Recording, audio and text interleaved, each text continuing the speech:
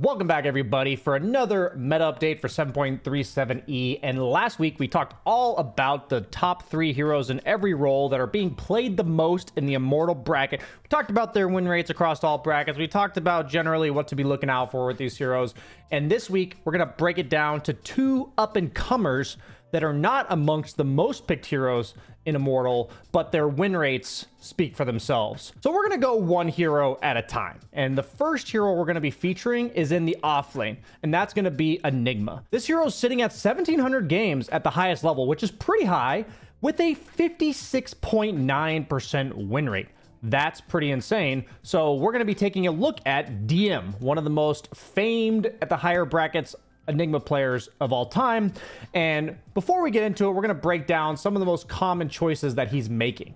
So first and foremost, he is picking the splitting image facet, which spawns an Eidolon every single time that you take 350 damage. The facet pick rate's actually pretty reasonable between the two facets. It's 63% pick rate overall for splitting image, and it's 37% for event horizon. So this doesn't seem like a widespread consensus on this, but DM is telling us to go for the splitting image facet. And what I'm seeing about that is it seems like it's much more of a laning thing, and the way he builds, Enigma is actually kind of meant to be a bit tankier. So the problem that I see with Enigma classically, because this hero's win rate at the lowest bracket is only 49%, but even then, he's still 49%. So he's considered kind of like a summons micro hero, but he's a bit easier than a lot of the others. So the thing about Enigma is people think of him for his black hole, which is fantastic. Later on in the game, you're going to be a blink BKB black hole most of the time, but that's not what makes this hero good. When you're thinking about the way splitting image plays, and it's based on Enigma getting gone on taking damage and kind of turning the fight hard to be fight into, is kind of how I view it, right? You have a bunch of Eidolons already from your spell, then you get Eidolons from your shard, and then you get Eidolons from taking damage. So the whole idea is he becomes this aura tanky guy in the early to mid game that applies a lot of pressure, is difficult to gank for this reason, and that's what makes him so strong. So let's quickly go into a replay from DM and kind of just check out what he's doing in the early to mid game to show you guys what I think is commonly misunderstood for people who are not Enigma specialists and why you may be struggling. And now is a great time to learn the hero because there's plenty of replays to study and the hero is clearly successful. So one of the first things I noticed is since Enigma is a universal hero now, we're seeing the stat item build on most offlaners that are universal, and especially on Enigma, because if you haven't kept up, his W costs a lot less mana now, but it also costs HP. So you kind of need items that mutually sustain your mana and health. What's the perfect item to start with for a universal stats hero that needs mana and health? That's going to be Wand, right? So he got Wand in 3 branches, and he immediately ferries himself tangos with the rune. And important to note that since Enigma is slowly killing himself utilizing Eidolons, and he usually gets harassed down if he's losing lanes, then what I saw DM for the rest of the lane is he's only really ferrying himself tangos progressively throughout the course of the lane, and that's his source of regen. So as we're going to see this lane play out, one thing we're going to see is that the 3 worst matchups for Enigma are Gyrocopter, Alchemist, and Bristle in the carry role. And this is because his Eidolons have pretty high magic resistance. So the heroes that kill them most reliably are AoE physical damage heroes. So Alchemist has Acid Spray, Gyro has Flat Cannon, and Bristleback has Quills. Mid laners that counter him are stuff like Pangolier, Kunkka, Tiny, with this physical damage clearing of Eidolons. And mentioning again, the heroes that clear Eidolons are going to be the hardest for Enigma to deal with for this exact reason. The difference between Enigma and other summons heroes is that he has Malefice and Black Hole at any stage of the early to mid game to protect his Eidolons from these AoE clearing heroes, as opposed to a hero like Lycan who doesn't have a way to protect his summons other than trying to threaten you before you threaten him. So that's really important to keep in mind when we're playing Enigma. So one thing to note is that Enigma is best paired with melee stunning force, Earthshaker, Tiny, Tusk. So duo queuing or just communicating to your teammate, this is absolutely ideal, because in these counter matchups where Enigma can't just freely play the lane and his Eidolons are under duress, what the Tiny's about to do is absolutely essential, which is drag the wave and prevent a laning stage effectively, so that Enigma can kind of get solo XP for the early lane and then not have to lane for at least one wave and catch himself back up. Now, it's important to note that if you're in a lane that isn't hard countered by the carry and they don't have Eidolon clear, it's absolutely essential to attack the lane forward as soon as possible with your Eidolons, so that after 6 attacks, because they duplicate and get full HP from duplication, that you should do that so that you can then last hit in CS with 6 Eidolons and harass them instead of using 3. So, and it's pretty simple. If you're in a lane that counters your Eidolons, drag creeps. If you're in a lane that doesn't counter your Eidolons, attack as much as possible, apply pressure on them underneath the tower, and use the Eidolons to potentially block camps at the absolute highest level of micro. But let's not even worry about that too much. These are just things that you can do in advantageous lanes. But in bad lanes, this is one thing you can do as well, right? So what we're noticing about his build is that he just goes straight drums, right? His first item that he buys in the lane is just drums. And like I said, he keeps ferrying himself tangos throughout the course of the lane. He maxes out Eidolons first. He then maxes out Malefice. He's not taking any points at Midnight Pulse. And one thing about his build is that he's building to make his Eidolon stronger with this drums, but that also means he doesn't really have reliable mana to get. And Black Hole is a bajillion mana, guys. Bajillion meaning 300. So notice how the lane, you want it to be near your tower in lanes like Gyrocopter, Bristle, and Alk, because you can't push out the lane. But in lanes that you have the advantage, you'll be doing the opposite. So it feels like Enigma's either constantly underneath his own tower, or he's constantly pressuring the enemy tower. And the drums is going to be good for both of these. And they were looking to take an engagement to kill the Gyro here, but look at how much mana Black Hole is. So you're getting your drums around the time you're getting level 6. He flew out his Tranquils immediately for that sustain to compensate from killing himself with the demonic summons. And so notice how right at this stage, he gets his drums. He even kills the Gyro with just Eidolon clicks and a support. And that's the power of the drums, because it makes your Eidolons duplicate faster. They do a lot of damage at this point. But then he needs the ability to thread with Black Hole, so he's buying himself Tranquils to be topped up with HP and Clarities at the same time. So you kind of like remove this small window where you're no longer like able to threaten with Black Hole. And this is just a good window to farm with. Notice how he's just pushing out the lane and backing off. He's not trying to engage the opponent. And then his sustain from here is absolutely limitless, right? And the threat is going to come once he manas up with this Clarity. And so what we're going to notice about his build is that he goes for Tranquil Drums. And some games he goes for the Boots of Bearing right away. And otherwise, he goes for some other aura item like Pipe or Crimson. So what's important to note is he's going for a build that tries to keep him alive. So I've even seen him have Force Staff queued up in some of his games.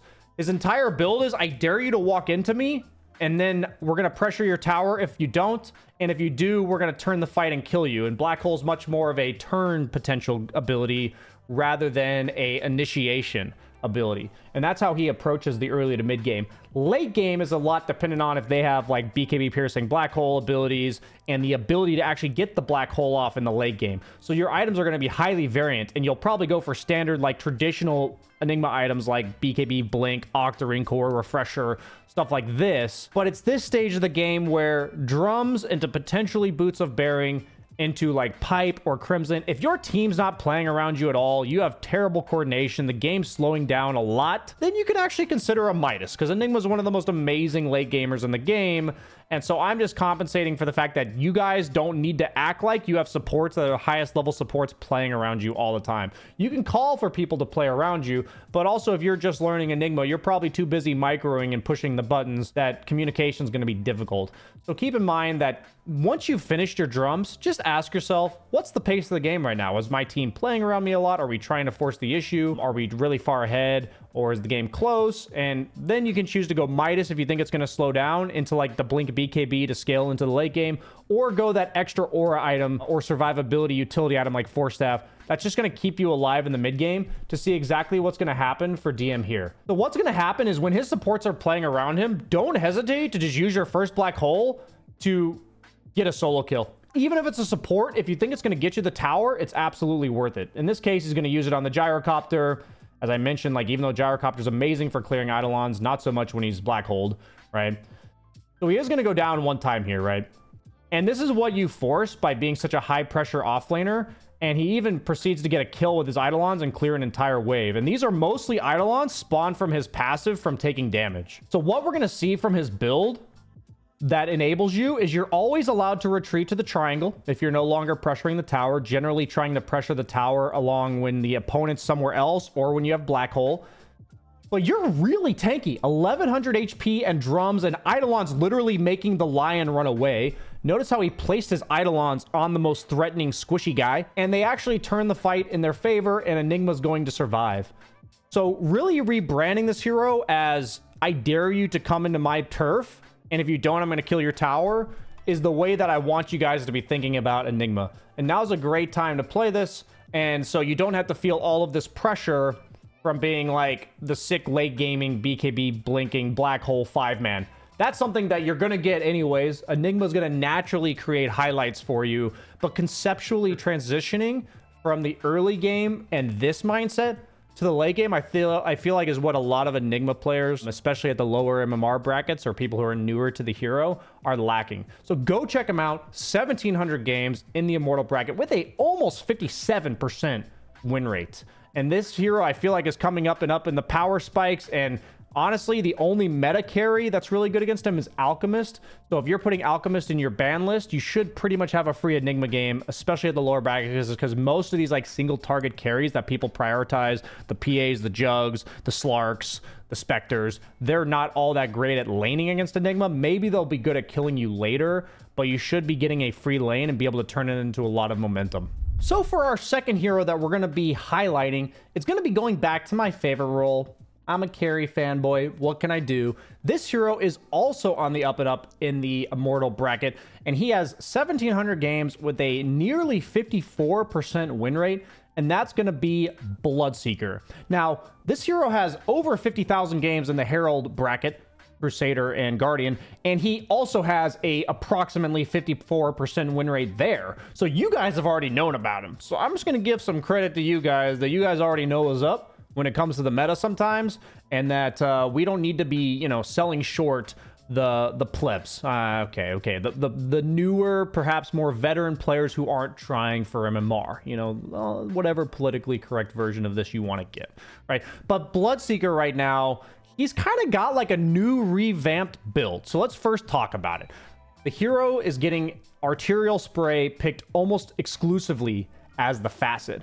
But when it comes to the skill and item build, we're seeing something very different than we've seen in the past. So without further ado, I'm just going to jump straight into a replay from your favorite SCA carry player, 23 Savage, and we're going to be seeing exactly what he's doing on Bloodseeker and just talking about the build concept and what's making Bloodseeker powerful right now. The one thing I'd like to note about lanes is it feels like heroes that have some sort of aggression kill threat with natural sustain seem to just be really powerful right now. That pretty much sums up Alchemist, right? Yeah, maybe Alchemist has to wait for level 6, but he's one of the strongest kill carries in the game, has the ability to retreat to the jungle, and has sustain out the wazoo once he hits level 6.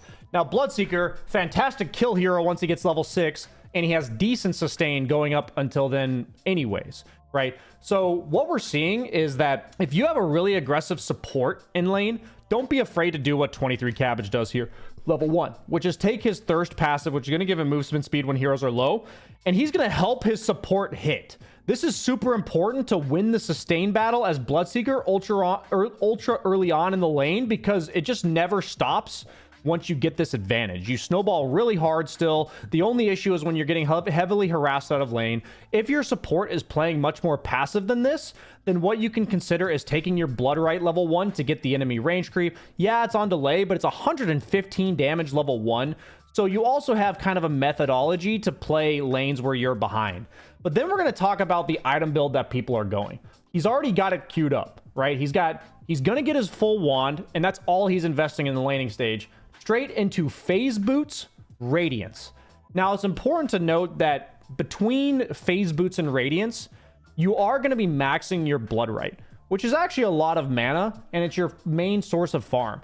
So if you feel like you're needing to jungle a bit more, spam it on creep waves, etc., then Soul Ring or Null Talisman are very reasonable items to complete after your Phase Boots. And this is just something to kind of toy with between Phase Boots and Radiance to figure out, because a lot of people are going one or the other, and then like it's kind of like a 33. Like some people are going Null Talisman, some people are going for Soul Ring, and some people are opting out of both. So that's definitely a feels thing for you, and the purpose of these is to sustain you for mana for spamming Blood Right, because that is the skill build that we are seeing when people get later on in the lane. They usually go for 2 points for thirst at level 3, and then they max out the blood right with stopping for a point in blood rage at either level 7 or level 8, depending on the game-to-game situation. So really just how much you think you're going to have to spam blood right is deciding whether or not you are going to buy the mana regen item to keep you there. I would say if the lane is still predominantly contested and you feel under pressure, buy the mana item. If not, where he's kind of dominating, he's 201 free farming, then you could maybe opt to skip the item. And he even goes for the evasion talisman portion of his radiance first, because at the end of the day, you are magic damage farming and you are trying to sustain through creep damage, through hero damage, and they also have a Slark carry, a TA mid, so there's a lot of right clicking going on from the other team. And so the concept of the build is that you get the radiance, that's going to speed up your farm like crazy.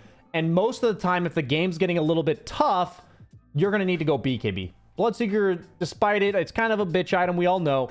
But this hero is one of the most BKB-reliant heroes in all of Dota, just because he needs the start of the fight to go well, and then he can use his movement speed to chase you down. He needs to be able to run the hell in, and none of his abilities really offer him innate survivability. And because you're going this Radiance Ags build, you are only doing damage by being in the middle of the fray. So when it comes to playing Bloodseeker, we're seeing everybody go for the Blood Rage spell amplification on top of these items. You can go Ags right after Radiance if you're absolutely free farming. You can also consider going Manta if they predominantly have roots, but no like hard lockdown / magical burst. But when you're looking at like heroes like Lich and Zeus and Centaur, you're definitely going to need to go BKB unless you're absolutely free farming. But once you have the Radiance, honestly, priority should be staying alive. Ags does give you a lot of extra shield from what happens with the mechanic of getting kills on creeps or heroes, and it gives you shield that goes over your max HP. But overall, having the like an item like BKB generally makes your job a lot easier. After the BKB plus Ags, or potentially like Manta Ags, we see people going for either Manta or SNY. SNY amps up the healing from these items. And what I love about this hero is generally he's always been a snowballing hero, and in this case he still is, but this build makes you have comeback potential because you scale like a motherfucker. Your farm is insane, your farm rate is insane, and you have like sick timings after sick timings. Radiance speeds up your farm and allows you to clean up fights. BKB makes you unstoppable in fights. Then your Ags makes you like double down on how much Radiance damage you're doing. And every item from there just feels so powerful. We're seeing a lot of S and Ys, and we're seeing pretty much every item be survivability based. So in this game, since they're predominantly right clickers in terms of scaling damage with the TA and Slark, he ends up going a Butterfly after the S and Y. So you can consider items like Scotty, Lincoln's, Abyssal. It really just determined by like what the enemy team's requiring you to build to survive. And when we're looking at the talents, literally everything is about spellcasting, Blood Rage Amp, Blood Right damage, Spell Lifesteal. That's the entire kit and caboodle of the build. They do usually go for the 2 rupture charges, as you're going to see here. For whatever reason, they made the 4th talent, not the 4th spellcasting talent, not on the left side. Whatever. I guess they put all the ruptures on the same side, and, you know, BSJ, read the freaking talents. But at the end of the day, this is what is making Bloodseeker work right now, and his win rate speaks for itself. I've laned against it a few times in the last week, and even though his sustain is not nearly as good as before, it is now his innate ability, and you're able to go for max Q and max W before maxing out the thirst, which just feels really strong for his mid game. He fits the entire like build concept of what Alchemist is doing. He kills you later while also having built-in sustain and buys a radiance.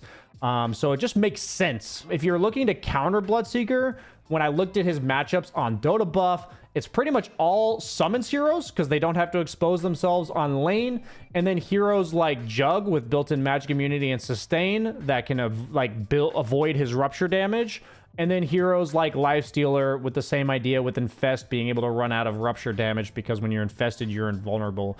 So these are the type of matchups that are best against Bloodseeker. Also, you have the spirits mid like Storm Spirit and Ember who don't take damage during their movement spells from rupture. So it seems like the entire kit of this hero is countered by heroes that can get away from him or turn the fight with invulnerability at the end of the day. But otherwise, I mean, at the end of the day, he's got a 54% win rate, guys. So check him out. that's going to conclude our meta update for 7.37E. Second week of January. Hope you guys enjoyed. Please leave in the comments section what you guys thought of this more hero specific style, talking about the up and comers rather than just the staples so far of the patch. Pretty cool part about Dota is that even if the patch has been out for this long, it will always have meta developments over time. So make sure you guys keep up with it. New fun heroes to try. See you guys for the next one. I will not be recording one for next week specifically because I will be traveling, but 2 weeks from now, I will be back with another meta update. Look forward to seeing you guys then. Peace.